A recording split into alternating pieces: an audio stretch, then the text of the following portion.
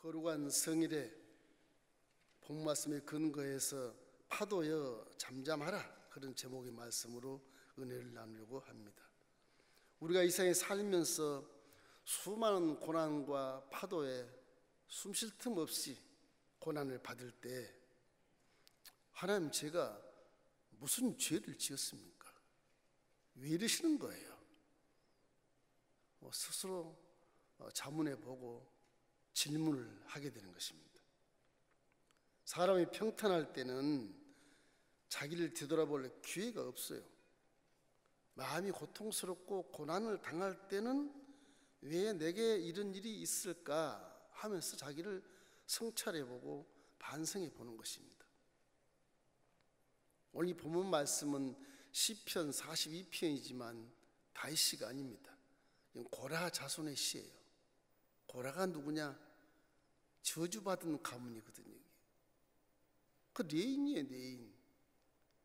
하나님과 가장 가까이 있는 그 성막의 성물을 운반해주고 이동하는 그런 직분을 가진 그 고라 자손의 레인들이, 모세가 같은 레인이지만 내 형 아론을 대제사장을 삼고 제사를 집행하도록 한다, 그 권위를 주니까 고라도 우리도 레인이 아니냐, 왜 아론 걔만 제사장이 돼야 돼? 반론을 제기해요. 모세는 하나님 세운 리더인데 그 리더에서 반론을 제기하니까 결과에 따라서 하나님이 고라 자손을 다 모으기 위해서 250명이 다 땅을 열어서 파묻어버린 거예요. 하나님 성경에 땅을 열어 삼켰다, 그렇게 기록이 되어 있는 것이, 이 하나님의 명령에 순종하지 않으면 하나님과 가장 가까이 있고 가장 하나님이 사랑하고 보호하는 그 레위 지파들까지도 이렇게 하나님이 저주를 했다고 하는 그런 기록은 우리에게 굉장한 교훈을 주고 있는 것입니다. 우리도 하나님을 가까이 하고 믿고 성령이 내 안에 계신데 불구하고 코로나 재앙이 좀 길다 해서 예배를 등한시하고 기도를 등한시하고 하나님을 떠나게 되고 세상 사람과 똑같이 불안하여 낙심하고 절망하고 포기하면 하나님이 기뻐하지 않는 것입니다.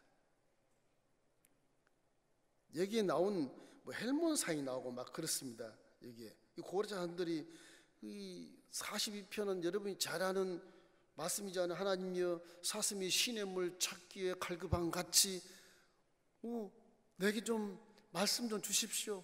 물을 찾기에 정신이 없습니다. 고라 자손들이 회개하고 자복해서 나중에는 하나님의 가장 가까운 성가대 가서 찬양을 합니다. 회개하면 하나님은 후손을 살려주시죠. 고라의 세 아들이 다 살아요. 하나님 살려놓아요. 그리고 그들에게 계명을 어긴 자들에게 가차없이 교훈을 주기 위해서 고난 속에서 결국 그들을 저주하게 된 것인 것입니다. 하나님은 좋으신 아버지신 것입니다. 이렇기 때문에 고난이라고 하는 것은 종국적으로 우리 손해가 아니고 유익이라는 사실을 성경에서 많이 읽고 설교에서 많이 들었을 것입니다. 그거는 진리예요. 고난을 통해서 나에게 유익이 오는 것이지 고난을 통해서 손해가 오는 것은 별로 없어요. 왜? 그 원인이 나에게 있기 때문에 그런 것입니다. 내가 너를 사람답게 살게 하기 위해서 내가 고난의 스승을 보내서 회초를 가지고 너를 때린다, 그런 것이거든요.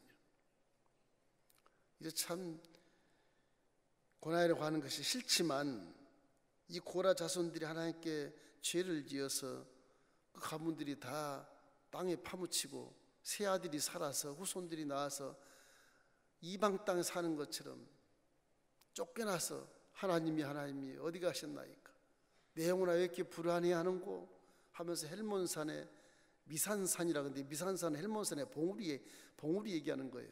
호렙산의 시내산을 얘기한 것처럼 헬몬산의 봉우리 미산산이라는 곳이 있어요. 그 산을 우르르 보면서 저기서 눈이 녹아서 내려서 갈릴리 호수가 이렇게 가득 차고 요단강이 굽이쳐 내리는 그 기가 막힌 생수의 강을 우리에게도 좀 주십시오. 너무너무 목이 마릅니다. 그렇게 회개하고 자복하면서 그들 하나님 품에 다시 안겨서 후손들이 이제 아주 잘 되고 하나님을 찬송하는 그런 회복된 족속이 되었다는 사실을 우리가 성경에서 알 수 있게 되는 것입니다. 여러분, 고난이 와도 우리를 위해서 허락하신 것이지 여러분이 싫어서 하나님이 저주하려고 허락한 건 아닌 것입니다. 자, 우리 첫째로 생각할 것은 고난의 파도는요, 믿음을 시험하는 것입니다. 믿음. 마가복음 4장에도 나오고 마태복음 8장에도 나오고 누가복음 8장에도 나오는데 예수님이 제 아들과 함께 배에 함께 타고 바다 건너로 가자, 건너갑니다. 파도가 아마 얼마나 크게 일어나는지 광풍이 일어나요. 지금도 가면 갈릴리 호수에 느닷없이 광풍이 일어나서 막 배가 뒤집힐 만큼 파도가 칩니다. 그 헬몬 산업 쪽에 아주 찬 공기가 내려오고 이 사우디아라비아 쪽에서 아주 열기 있는 그런 공기가 올라오다가 부딪혀가지고서 그 폭풍이 일어나요. 폭풍이요. 배가 막 뒤집어질 만큼, 물은 말할 것도 없이 배에 차고 넘치죠. 근데 함께 간 예수님은 고물에 누워서 딱 주무시는 거예요. 지금 파도가 난립석을 치고 배에 물이 들어오고 제자들은 막 죽으림을 닿아서 물을 퍼내고 노를 젓는데 예수님은 주무시고 계십니다. 자기를 가리킨 스승을 믿고 따라온 제자들이 예수님이 함께 계심도 불구하고 그 한낱 파도에 불안해하는 거예요. 믿음이 없는 겁니다. 믿음이. 예수님이 누구신데 죽은 자도 살리시고 5,000명도 먹이시고 귀신을 쫓아내고 질병을 치료하는데 그분이 함께 배 성선에 계신데 자기들이 힘으로 배를 어떻게 항해하겠다고 물을 퍼내고 난립석을 치는 거예요. 도저히 안 되니까 주여 주여 일어나소서, 우리가 죽겠나이다. 예수님이 고물에서 딱 일어나셔서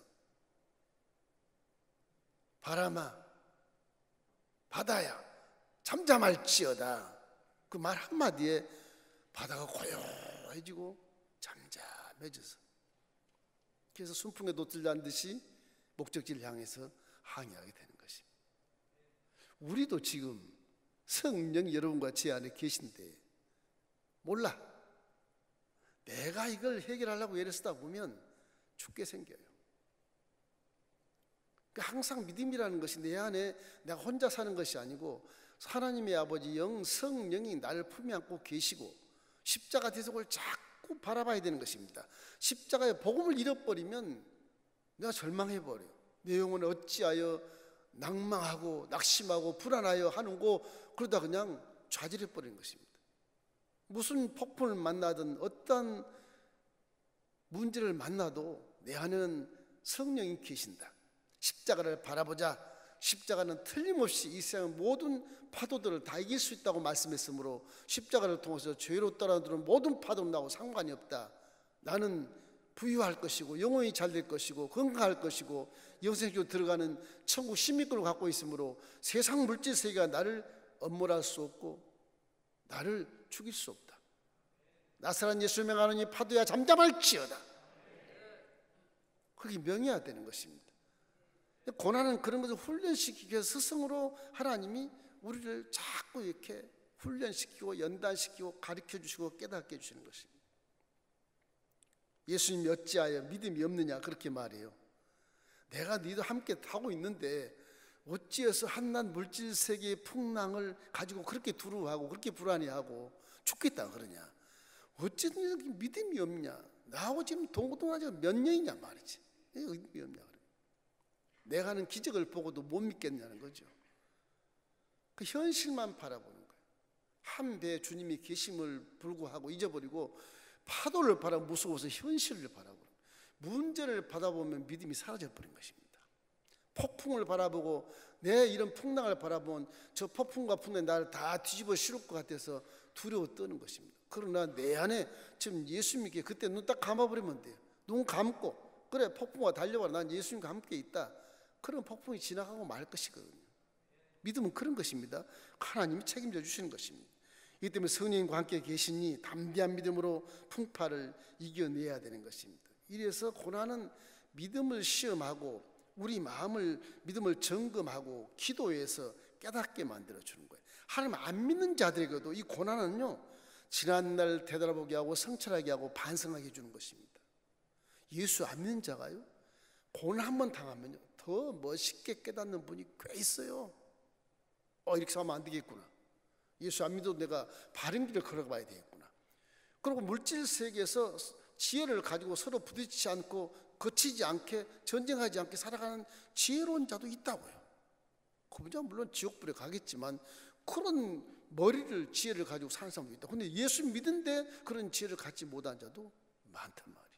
항상 내 안에 성령이 계신 것을 잊지 말기를 주의 이름으로 축원합니다. 믿음이란 건 하나님께 온전히 의지하는 거예요. 내가 하는 게 아니에요. 의지하면 주님이 다 해주시는 거예요.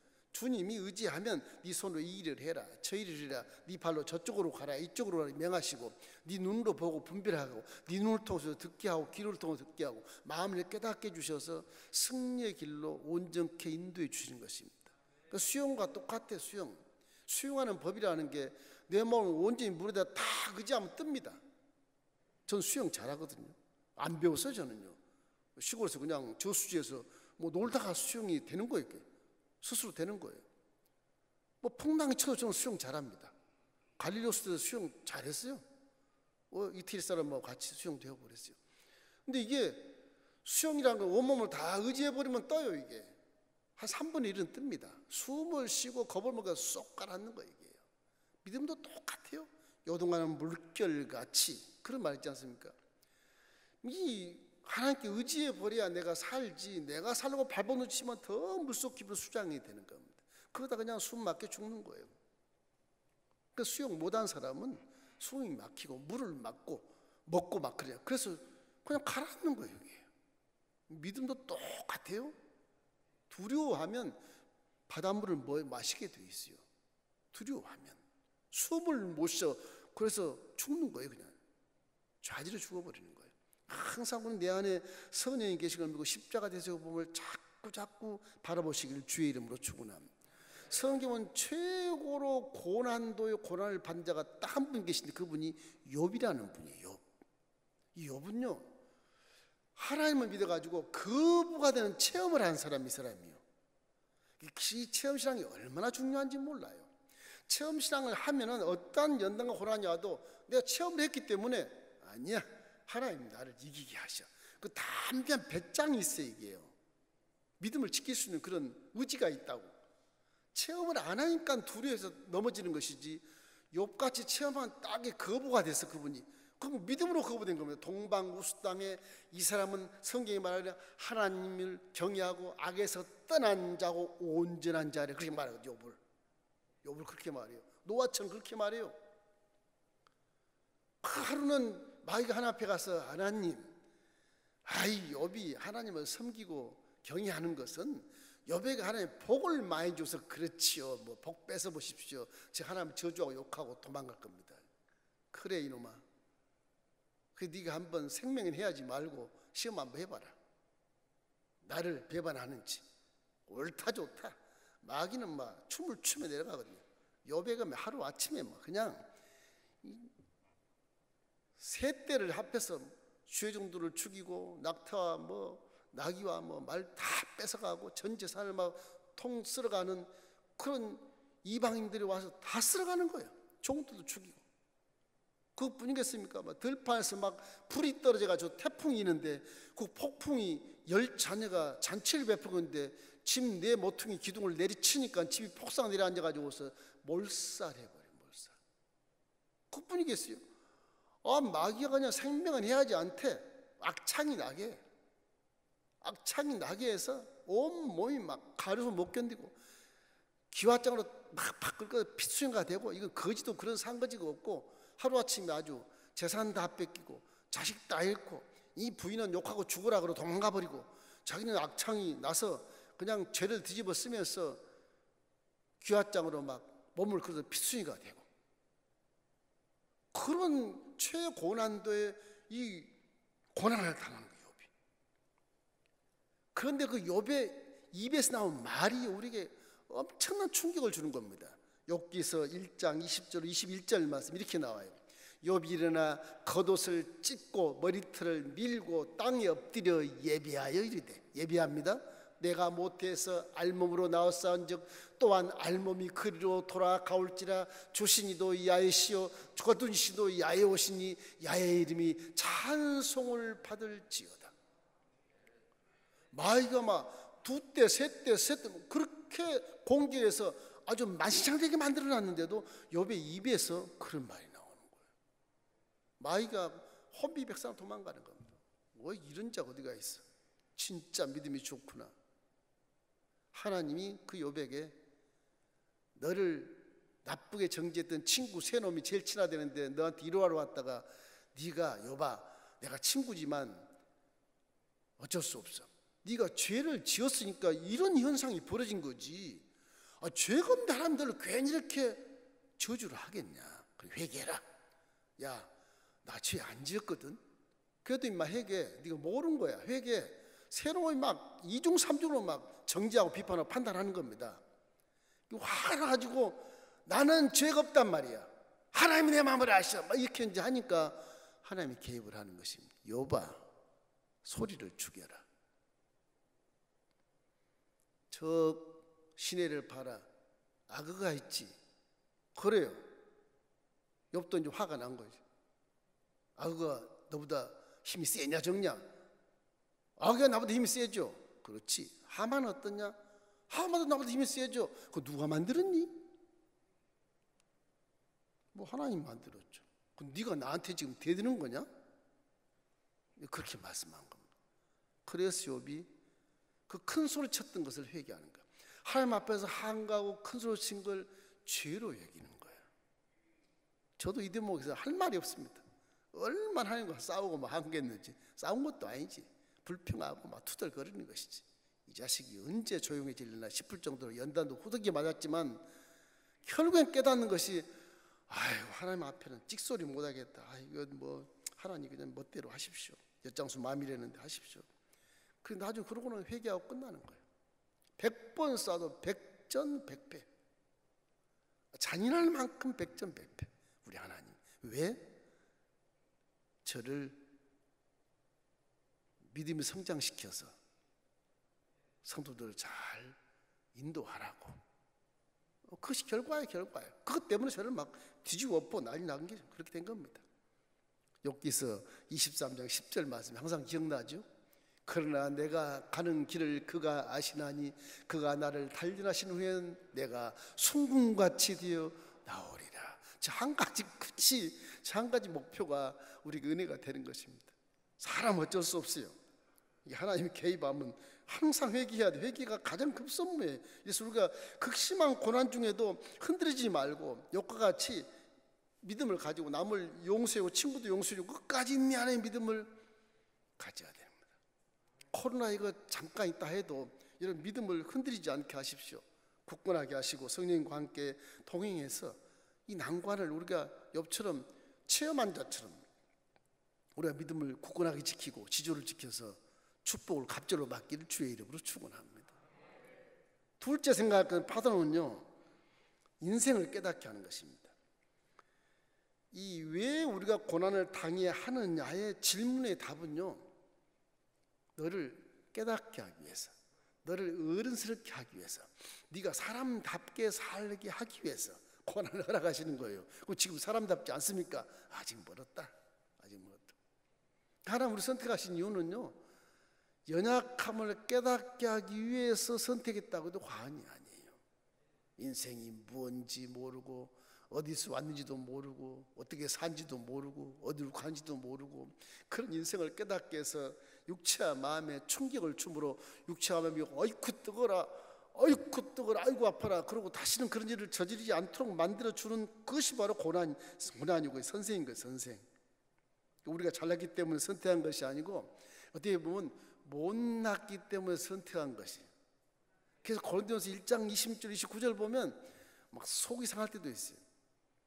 문별 좋은 자를 내가 선택한 줄 아냐? 힘 좋은 놈을 내가 선택한 줄 아냐? 잘난 놈을 선택한 줄 알아? 아주 어리석고 힘없고 나약하고 무지한 자를 내가 선택해서 지혜 있는 자를 부끄럽게 하고 있는 자를 부끄럽게 하고 강한 자를 부끄럽게 하려고 너를 선택한 거야. 그렇게 얘기하는 하나님이. 나는 그냥 아무것도 아니네 그럼. 그게 되는 거예요. 이 사람이 약할 때 주님이 사용하신다는 그 조건이 거기 있어서 그래요. 내가 강하면 사용을 안 하셔요. 참 그 강할 때 사용하시면 얼마나 좋겠어요. 자주님도 세워서 체면을 세워서 너 이리 와, 나 하나님 믿는 자야 임마, 그렇게 하면 얼마나 좋겠어요. 자주님도 강하게 좋죠. 이건 뭐 바보처럼 있어야 하나님 사용한다 그러니까 그래 나 바보예요, 하나님 사용하세요. 그래서 체험한 것도 많습니다. 사실은 마귀가 앞에서 막 눈을 부릅뜨고 네가 종이야 그러고 덤벼도 난 다 마귀 눈을 바라보면서 미소를 지으면서 그래 나는 종이다, 난 하나님이 아니야, 근데 지금 나를 통해서 너를 쫓을 거야, 그렇게 기도하는 거예요. 무섭지가 않아요. 신기하게 체험을 하면 내가 약해도 하나님이 함께 하시니까 무섭지 않더라고. 신기하게 눈을 똑바로 뜨고 마귀 눈과 아주 눈총을 가지고 시합을 하는 거예요. 결국엔 마귀가 눈을 싹 돌려요. 나봐, 머리 돌려서 나봐, 그것도 보다가 쫙 돌리고 이긴 거예요. 그러면 결국 그 마귀는 떠나가더라고. 신기해요. 내가 약할 때 하나님 나를 사용하시는구나. 이 터득을 사도 바울이 터득해 가지고요, 그렇게 훌륭했던 사도 바울이 인격이고 나발이고 없어요. 그냥 바보처럼 하는 거예요. 복음만 증거하는 거예요. 귀신대 가도요, 하나님 제가 종으로서 예수님으로 기도합니다, 귀신을 쫓아내 주소서. 그 귀신이 나가는 거예요. 그냥 조금 발전되니까 나사렛 예수 명하노니 귀신아 떠나갈지어다. 크게도 안 해. 처음에는요 루스드라에 가서 바울도요 무서우니까 크게 소리 질러서 이 귀신아, 안진뱅이 귀신아 떠나갈지어다 그러면서 떨어요. 이게 떨어. 안진뱅이가 처음으로 그 기적을 나타냈어. 그 다음부터는 큰 소리 안 쳐요. 큰 소리 친다고 되는 것도 아니고, 하나님은 적게 소리해도 명령이 그대로 가서 살아서 역사해서 귀신을 쫓아내는 거예요. 쫓아내는 거예요. 그래서 사도 바울이 느끼는 게 있어요. 고린도서 12장 9절 말씀이 함께 읽겠습니다. 나에게 이르시기를 내 은혜가 내게 족하도다, 이는 내 능력이 약한 데서 온전하여 짐이라 하신지라. 그러므로 도리어 크게 기뻐함으로 나의 여러 약한 것들에 대하여 자랑하리니 이는 그리스도의 능력이 내게 머물게 하려 함이라.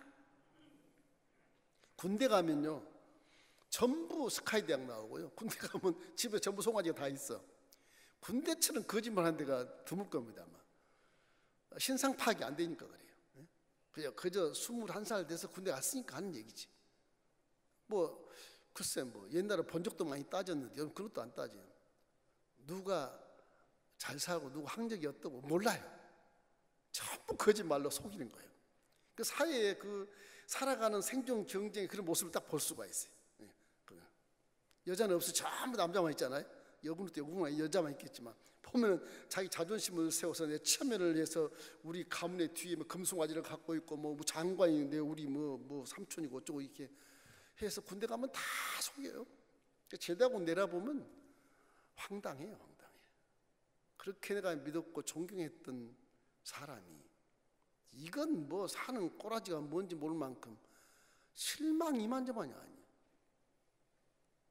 군대 동기들이 전우니까 서로 담요 덮고 함께 동고동하다가 3년 6개월 했지만은 사회 나오니까요 믿을 수가 없어요.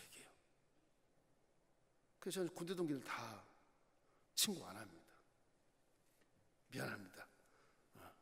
제 입장은 그랬었어요.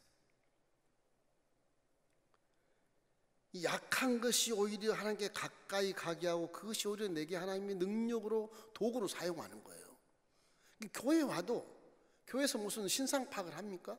목사님이나 열심히 기도해서 그분의 상을 성도보다 좀 잘 알죠. 그 상담도 했고 문제가 무엇이고, 목사 마음은요 수십만 가지가 속에 비밀이었다. 이 천국까지 아버지 앞에 갈 때까지 그 지키고 있어야 돼요. 발설을 못해요. 이걸 발설하면 상처받았고 실족되면 내가 책임져야 되니까 그거 누가 책임지게 내가 책임져야지. 안 돼요. 그러니까 항상 절대 긍정적이고 좋은 말, 칭찬한 말, 구원의 말, 믿음의 말, 감사의 말, 사랑의 말, 이 정도 해야지. 거기다 뭐 누구 어떤 애 저떤 애 같이 비판 오청자고 판단하면 그 목사가 얼마 못 있습니다.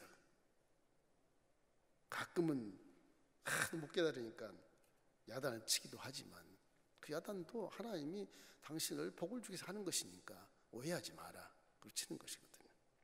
그래서 이 고난의 파도라는 게요, 인생을 깨닫게 하는 거예요. 우리 교회 권사님도 여장부 같은 분이 계세요. 뭐 여러분 알려나 모르겠어요. 무릎 통증으로 이렇게 한 발짝도 못 걷게 됐어. 그렇게 여장부가 힘 세신 분이, 와, 야, 참 대단히 건강하시다. 그런데 어느 날 무릎 통증으로 못 걷게 됐어. 수술을 했어요. 그래가지고 이제 한 발자국 한 발자국 이제 물리치료를 하셔요. 그때 가서 아이고 걷게 하시니 감사합니다. 그때 감사가 나오는 거예요. 이제 아니 여장부처럼 강하고 담대하고 막 그럴 때 감사를 열심히 했었더라면 얼마나 좋아요. 성령님이 말씀해 드립니다. 그걸 이제 고백하면서 한 발자국 한 발자국 걷게 하신 것도 하나님 감사합니다. 눈물을 펑펑 가니까 성령님이 그러시대요. 예, 이런 고통이 없었으면 너하고 나하고 이렇게 대화를 하겠냐? 그러시더래요. 그래서 죄송합니다. 내가 아팠을 때 하나님 나 함께 하신 거 믿습니다. 그래, 네가 아프면 내 무릎도 아프다. 하나님 그만큼 사랑하시는 것이거든요. 그러니까 그 한 발자국 걷는 것이 얼마나 감사한지 모르다가 눈물을 글썽글썽하면서 기도받으러 와요. 신기하잖아요. 여장부 때는 그런 일 한 번도 없었는데 뭐 교회가 뭐 어쩌고 저쩌고 누구 어쩌고 저쩌고 그러지만 당신이 한번 성령께 한번 딱 잡혀보니까 고난 속에 스승을 만나보니까 그게 아니었다는 거죠. 그래서 우리 항상 아버지께는 경외하면서 감사의 제사를 많이 드려야 되는 겁니다. 시편 50편 23절 말씀 항상 외우고 계신 게 좋아요. 감사로 제사를 드린 자가 나를 영화롭게 하나니 그 행위를 옳게 하는 자에게 내가 하나님의 구원을 보이리라. 그럼 고난이 다가온다는 것은요, 반응할 수 있는 것이지만 그러나 감사와 고난을 도전하면 고난이 나를 꺾어가지고 약하게 만들어, 겸손하게 만들어 하나님이 사용한 도구로 만들어줘요. 그 사람을 하나님 사용해서 눈을 들어 보게 해서 분별하게 만들어주는 겁니다. 그 사람을 사용해서 귀를 열어 듣게 해주는 것입니다. 그 사람을 사용해서 마음을 깨닫게 해서 지혜를 주시는 거예요. 그 약한 사람을 사용해서 말씀에 순종할 수 있도록 만들어주신다니까요. 그 하나님 말씀에 온전히 순종하는 존재가 돼서 그 사람은 그냥 복은 딴 당상이에요. 복받게 돼 있는 거예요. 복받게 돼 있는 거예요. 뭐 교회에서 뭐 시끄러우니까 겸손이라 뭐 싸우니까 뭐 교만하지 마, 그런 얘기가 전혀 그런 얘기는 아닌 것입니다. 그래도 교회에서 거룩한 성령 그러면 안 되겠지만 그런 얘기가 아니고, 네가 약할 때 내가 너를 사용할 수 있잖아. 네가 강하다 그러면 내가 너를 사용할 수가 없다. 그러니 고난의 채찍을 가지고 연단을 시키는 거예요. 안 그러면 사람이 안 되니까, 하나님 자녀가 안 되니까, 거듭나면 실천이 안 되니까 그런 것이거든요. 모든 고난은요, 이 만물의 물결처럼 파도처럼 밀려오는 고난도요, 전부 사람의 죄 때문에 떨어진 거예요. 아담의 죄 때문에 떨어진 거거든요. 그냥 떨어진 게 아니에요. 그래서 우리는 항상 이 고난을 겪을 수밖에 없는 이곳에서 제대로만 하나님을 믿으면 하나님이 천국 대사로 이 땅에 내려오게 하시고 주어진 사명을 마음껏 감당할 수 있게 하시고 아버지를 만나는 그날 상급받는 효녀가 되는 것입니다. 그럼 고난은 우리를 깨닫게 해서 성장시킨다는 사실을 항상 마음 생각하고, 고난에 대해서 야고보처럼 베드로처럼 고난아 나에게 와라, 바울처럼 네가 쏘는 것이 무엇이냐, 사망한 내가 이기는 것이 무엇이냐, 그리고 덤벼들면서 도전하면 이긴다는 것입니다. 이상한 일 당한 같이 여기지 말고 온전히 즐거워해라. 왜 그래요? 사람이 감당할 시험밖에는 주신 적이 없으니까 그러는 것이거든요. 다 감당할 수 있게 주신 거란 말이에요. 여러분 믿게 되시기를 주의 이름으로 축원합니다. 마지막 세 번째는 고난 파도 뒤에 항상 축복이 있다는 사실을 항상 기억하십시오. 욥이라는 사람은 이 축복을 받은 체험이 있기 때문에 더 그렇게 견딜 수 있는 거예요. 누가 그렇게 견디겠습니까? 최고난도의 고난을 견딘 게 욥이거든. 그 축복을 경험했던 것 때문에 딱 견디는 거예요. 이 믿음에는요, 인내라는 게 굉장히 필요합니다. 이게 회개도 중요한 거지만 인내도 엄청 필요한 거예요. 왜? 물질 세계에서는 인내하지 않으면 목적을 성취할 수가 없을 만큼 어려워요. 이게요. 가는 길목부터 고난이니까 그래요. 물질 세계는 그래서 그래요. 욥은 하나님을 경외하는 믿음으로 부자된 체험을 통해서 끝까지 인내한 거예요. 농부가 열매를 맺기 위해서 길이 참지 않습니까? 심어놓고 참아야 수확을 하죠. 열매 딱 심어놓고 싹 나자마자 비워버리면 그 무슨 문제가 있어요? 없잖아요. 열매를 씨를 심었으면 열매를 맺기를 바라고 또 바라고 꿈을 꾸고 늦은 비와 이른 비를 기다려야 돼. 그 기다림의 인내를 통해서 큰 풍성한 열매를 수확할 수 있거든요. 똑같아요, 위치가요. 야고보서 5장 11절 말씀에 야고보는 이렇게 말해요. 보라, 인내한 자를 우리가 복되다 하리니 너희가 욥의 인내를 들었고 주께서 주신 결말을 보았거니와 주는 항상 자비하시고 긍휼히 여기시는 이시니라. 이 야고보도 온전히 즐거워해라 그렇게 말해놓고 욥을 딱 들어서 욥의 인내를 보았지 않냐. 인내가 그렇게 중요한 것이라고 하는 것입니다. 인내함으로써 우리가 믿음의 지조를 지킬 수 있기 때문에 그래요. 히브리서 10장 36절을 함께 읽겠습니다. 너희에게 인내가 필요함은 너희가 하나님의 뜻을 행한 후에 약속하신 것을 받기 위함이라. 보세요. 약속하신 언약이 약속하신 것을 받기 위함이라고. 그래서 인내해야 된다고 그러잖아요. 인내.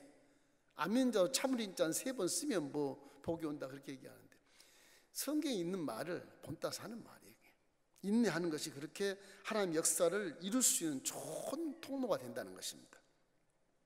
왜냐? 고난 뒤에 항상 축복이 있기 때문에 하나님은 우리를 사랑해서 고난을 주신 이후 뒤에는 언제나 복이 있어요. 거기는. 네가 이 고난만 더 이기면 이제 믿음이 성장해서 그만큼 복을 주겠다 그런 것이죠. 직분을 받아도 직분을 받으면 시험이 와요. 틀림없이. 안수집사님에서 장로 직분을 딱 받으면 시험이 옵니다. 이거 괜히 장로 받았나? 그럴 수 있어요. 시험이 와요. 그래서 장로가 되려면 달라야 되거든요. 이게 달래. 반드시 시험이 와요. 한두 번은. 그러다가 제대로 장로 직분을 수행하면 한 단계 높은 단계의 복을 주셔요. 그것이 성서적으로 이해가 가능한 겁니다. 이해가 가능한 거예요. 이렇기 때문에 고난 뒤에 축복이 반드시 있다는 걸 생각하고 우리 믿음으로 하나님께 구애하고 하나님을 더 사랑해야 돼. 집사님보다는 장로님이 하나님을 더 사랑해야 됩니다. 집사님보다는 장로님들이 더 봉사를 열심히 해야 됩니다. 그런 거예요. 목사는 말할 것도 없어요. 세상 버리고 다 줘야 돼. 이건 순간하면 순간 해버려야 돼. 어쩔 수 없는 거예요. 이래서 이 직분이라고 하는 것이 복과 비례를 해요. 사실은. 그래서 이 직분을 받은 믿음이 성숙해져야지, 믿음이 성숙하지 않으면 오히려 그것이 손실이 될 수가 있어요. 시편 91편 14절 15절 말씀이 아주 중요합니다. 하나님이 이르시되 그가 나를 사랑한즉 내가 그를 건지리라. 그가 내 이름을 안즉 내가 그를 높이리라. 그가 내게 간구하리니 내가 그에게 응답하리라. 그들이 환난 당할 때 내가 그와 함께하여 그를 건지고 영화롭게 하리라. 저게 최고의 믿음의 성장의 수준의 모습입니다. 사랑해라. 제가 나를 사랑하면 내가 건지겠다. 여러분, 하나님을 사랑하기를 주의 이름으로 축원합니다. 십자가 대속만 보고 그냥 은혜 감사합니다 그러지 말고 이제 내가 빚진 자로서 어떻게 하면 하나님을 더 사랑하고 어떻게 하면 하나님 영광을 돌릴까, 그 자식 효도하는 모습이 나타나야 돼요. 효도하는 모습이. 그래야 그 모습을 주님이 다 보시는 겁니다. 이렇게 다 보시는 거예요. 저는 그런 체험을 굉장히 많이 하거든요. 네가 믿냐? 믿음을 증명해봐. 그런 질문을 한번 들은 적이 있어가지고서 참 어처구니 없는 그런 연단도 제가 많이 받았어요. 믿음을 증명하니까 그때야 비로소 인정을 해주시더라고요. 그때야. 증명 안 하면요 꿈만 꿨지 이루어지지가 않아요. 꿈만 이루어지지가 않아요. 증명을 해야 돼요. 잊지 말 것은 고난 뒤에 항상 축복이 있다. 징계의 도구로 사용하지만 절대 오해하면 안 됩니다. 하나님을 사랑하니 여러분에게 도구로 지금 연단을 주시는 거예요. 히브리서 12장 8절에 이런 말씀이 있죠. 징계는 다 받는 것이오늘 너희에게 없으면 사생자요 친아들이 아니니라 그러잖아요. 아저씨가 남의 자식을 징계하면 안 좋잖아요. 그런데 아버지는 자식을 징계해요. 왜? 사랑하니까. 마땅히 가리피가를 징계한다고요. 그 징계하는 것은 오 하나님 나를 지금 관심 갖고 계시구나 기뻐해야 되는 겁니다. 오 하나님 나 지금 사람 되게 만드시는구나. 오이고 감사합니다. 우리 감사해야 돼. 회개하면서 그런 정도의 지혜가 있다면 신앙은 급성장하는 것입니다. 요즘에 교사들 말을 많이 들어요. 우리 교도 교사분 많이 계셔. 아이 목사님 6학년 다니면 안 하고 싶어요. 기도 좀 해주세요. 왜 그러시는데 초등학교 6학년 담임이 제일 계단이 높은 담임 목사잖아요. 그래서 대회가 되고 6학년이니까 왜 그러세요 그때? 요즘엔 자녀들이 너무 성숙해가지고 6학년 되면 벌써 사춘기 온대요. 말을 안 듣는데 말을. 조금 뭐 하면 경찰 부르고 조금만 핸드폰 가지고서 지네 부모 부르고 가지고 자모 회의를 열고 교장이 불러서 막 질책을 하고 6학년 담임하기 싫대요.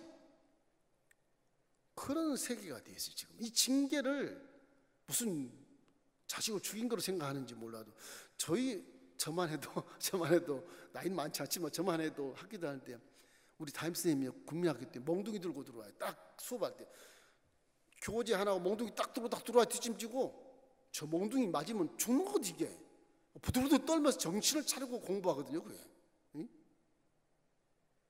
그 사람이 바른 길을 걷게 할 수 있도록 연단하는 도구를 그걸 체벌이라 그래가지고서 인권을 모독해? 무슨 인권이야 그게. 세포가 아직 기능을 발휘하지 못하고 무능력하니까 세포를 때려서 정신 바짝 차리게 해서 가르쳐야 사람 되면 삶을 살지. 우리 한국 선생님들 참 불쌍하시오. 교수님들 얼마나 불쌍한지 몰라요. 1년 계약서를 써요. 학생들이 싫으면 교수 못해 그냥 나가야 돼. 그래요. 자, 지금은 선생님들을 학생이 때려가지고 선생님이 병원에 입원해 있는 시대거든요. 이 거꾸로 가는 겁니다. 거꾸로. 이게 기독교에서 바꿔줘야 돼요. 교육 정책도 바꿔줘야. 교육이라는 건요 정말 인권을 뭐 경시하는 것이 아니라 마음과 육체를 훈련해 가지고서 바른 길로 갈 수 있게 체벌을 하는 거예요. 그럼 그 체벌 받은 자가요, 제가 교육에 있어봤지만 나중에 보면요 나한테 징계 받은 학생이요 감사로 찾아와요. 존경합니다. 지 혼자 공부 잘하고 징계 안 받은 사람 안 찾아와요. 지가 똑똑히 안 찾아와요. 사제지간에 의의가 없어요. 전혀. 징계한 자가 지금도 만나면 고개를 굽신거리고 너무너무 그때 교수님이 나에게 징계하셨으면 나 이렇게 안 됐습니다. 그렇게 얘기하는 거예요. 저는 신학교이기 때문에 더 무섭게 가르쳐요. 다 큰 사람들은 경험이 많고 인생을 살았기 때문에 잘 이게 교준이 안 됩니다. 이게. 난 목숨을 걸고 가르치는 목숨을 걸고. 한번 명령하면 그것도 들어야 돼. 3일 금식, 금식가 와야 돼. 기도원 가서 사인 받고 와. 안 바꾸면 그냥 징계 끝나는 거예요. 퇴학. 안 그러면 휴학. 그 깨달을 때까지 휴학했다. 나중에 와라. 후배들하고 같이 졸업해라. 그렇게 해버리거든요. 그게 어쩔 수 없이 가다가 기도원 딱 올라와서 3일 금식 가면 그냥 은혜를 받고 내려왔어요. 그냥 바지가에 붙들고 울어요. 처음 깨닫는 거예요, 그 사람은. 그것 때문에 인격이 확 바뀌어서 훌륭한 목사가 되더라고요. 이게 사람이라는 게요, 어른이 돼도요, 하나님을 모르는 자는 아주 불효자식입니다. 우리도 이거 연단을 올 때 내가 지금 왜 연단을 받고 있는 거야, 지금. 하나님 기도해도 부르짖어 응답이 없이 어디 계시. 그럴 때 내가 회개할 것이 무엇인가를 먼저 깨달으셔야 됩니다. 그때 한번 금식하는 게 좋아요. 아직도 깨달을 게 많은가 지금. 또 금식해보고 또 한번 깨달은 게 좋아요. 이때는 주로 고난당할 때 엎친 데 덮쳐서 설상가상으로 막 천지가 아득하게 되잖아요. 고난당할 때 더 그래요. 마귀들이 막 그냥 합세어 오든 봐라, 하나님 내 허락받고 너를 연단 받는 거야. 연단시키는 게 마귀들이 막 온 사람을 한꺼번에 갖고 막 그냥 덮치는 거예요. 막 아득해요. 앞뒤상가 다 막힌 것처럼 연단을 받게 돼. 특별히 믿는 자들은 그래요. 마귀 얼마나 좋아하겠어. 그래, 하나님이 허락했으니까 넌 죽었다 이제. 엽처럼 막 하거든. 그때 믿음으로 이겨야 돼. 이를 악물고 주먹을 불끈 쥐고 믿음으로 막 인내하고 막 고통도 인내하고 금식하고 막 마음에 깨달아서 나아가면 욥처럼 갑자기 축복을 주시는 믿음으로 인정해 주시는 것입니다.